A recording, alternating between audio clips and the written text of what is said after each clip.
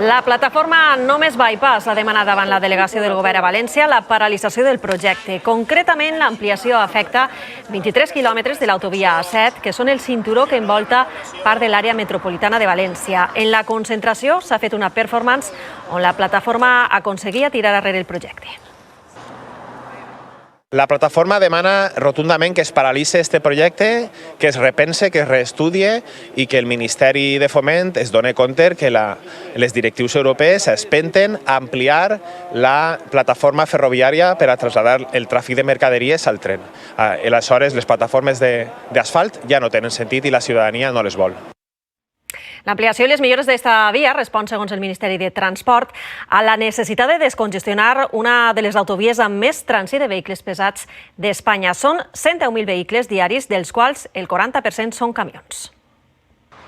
La conveniència o no d'ampliar el bypass és una polèmica que ve de lluny. Previndre en temps possibles ampliacions i crec que estem obligats a fer aquesta feina. Per a la Federació Valenciana d'Empresaris del Transport, la infraestructura és fonamental, encara que el seu ministeri, el del transport, més que d'ampliació, parla de les millores en funcionament i seguretat vial que suposen les obres. Es que además se trata de la carretera con más concentración de tráfico de pesados de España.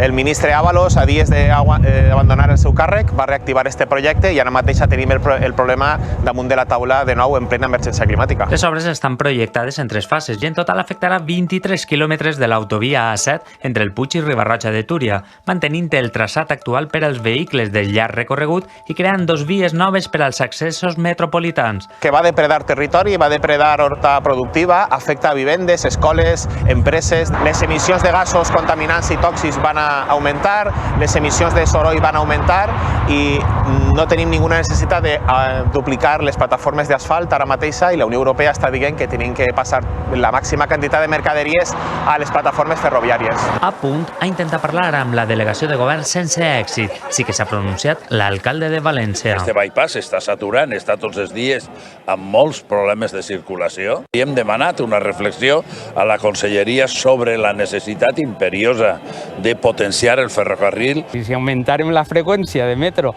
de Llíria, de la Liana, de la Canyada, de Paterna, disminuiria el tràfic de la CV35. La gent que sap del tema el que ens està dient és que este país és el que menys utilitza el transport ferroviari de mercaderies. El problema actual del trànsit està clarament diagnosticat. La solució sembla que no tant.